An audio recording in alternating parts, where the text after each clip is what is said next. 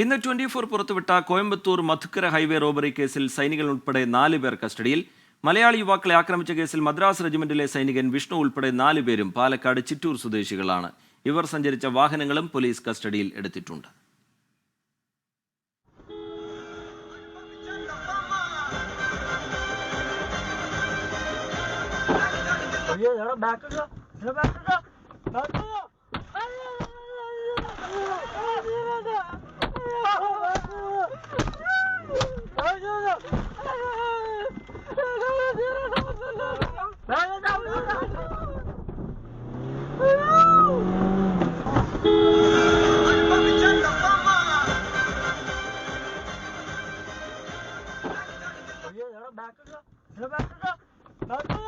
S Shyamkumar ചേരുന്നുണ്ട് വിവരങ്ങളുമായി. ശ്യാം, ഞെട്ടിക്കുന്നതാണ് ആ ദൃശ്യങ്ങൾ. ഇപ്പോൾ അതിൽ 4 പേർ കസ്റ്റഡിയിലാവുന്നു, ഇനിയും ആളുകൾ പിടിയിലാവാനുണ്ട്.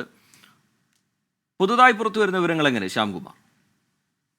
റിജിത്ത്, ഈ കേസിൽ പിടിയിലായ പ്രധാന മുഖ്യപ്രതികളിൽ ഒരാൾ സൈനികനാണ് എന്നുള്ളതാണ് അതിലെ ഏറ്റവും പ്രധാനപ്പെട്ട വിവരം. മദ്രാസ് റെജിമെന്റിൽ സൈനികനായി ജോലി ചെയ്യുന്ന വിഷ്ണു, ഇയാൾ ചിറ്റൂർ സ്വദേശിയാണ്. ഇയാൾ കഴിഞ്ഞ ജൂൺ 4-നാണ് അവധിക്ക് വന്നത്. തുടർന്ന് ജോലി സ്ഥലത്ത് പിന്നീട് അവധി കഴിഞ്ഞ് ഹാജരായിട്ടില്ല. ഇതിനിടയിലാണ് ഈ കേസിൽ പ്രതിയാകുന്നത്. കുഴൽപ്പണം കടത്തുന്ന സംഘങ്ങളെ തടഞ്ഞു നിർത്തി ആക്രമിച്ച് പണം കവർന്നാൽ വലിയ തുക കിട്ടുമെന്നതിനാലാണ് ഇവരോടൊപ്പം ഈ സൈനികനും ചേർന്നതെന്നുള്ളതാണ് വിവരം. ഈ കേസിൽ 4 പേരെയും തമിഴ്നാട് പോലീസ് അറസ്റ്റ് ചെയ്യുകയായിരുന്നു. 2 വാഹനങ്ങൾ പിടിച്ചെടുത്തിട്ടുണ്ട്.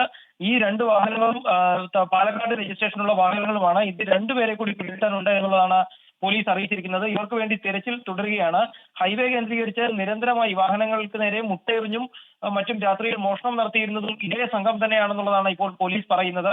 അതിനാൽ തന്നെ പ്രതികൾക്കെതിരെ കൂടുതൽ കേസുകൾ ഉണ്ടാകാം. നിലവിൽ ആക്രമിക്കപ്പെട്ട യുവാക്കളുടെ വാഹനം പോലീസ് സ്റ്റേഷനിൽ സൂക്ഷിച്ചിരിക്കുകയാണ്. അടുത്ത ദിവസം അവരോട് സ്റ്റേഷനിൽ ഹാജരാകാനും പോലീസ് ആവശ്യപ്പെടുകയും ചെയ്തിട്ടുണ്ട്. ഏതായാലും കേസിൽ അറസ്റ്റിലായതിൽ ഒരാൾ സൈനികനാണ് എന്നുള്ളത് ഞെട്ടിക്കുന്ന വിവരമാണ്. മറ്റു പ്രതികൾ ഉൾപ്പെടെ ഇപ്പോൾ പോലീസ് റിമാൻഡ് ചെയ്തിട്ടുണ്ട്. ശരി, എസ് ശ്യാംകുമാർ വിവരങ്ങൾ നൽകുകയായിരുന്നു കൊച്ചിയിൽ നിന്ന്.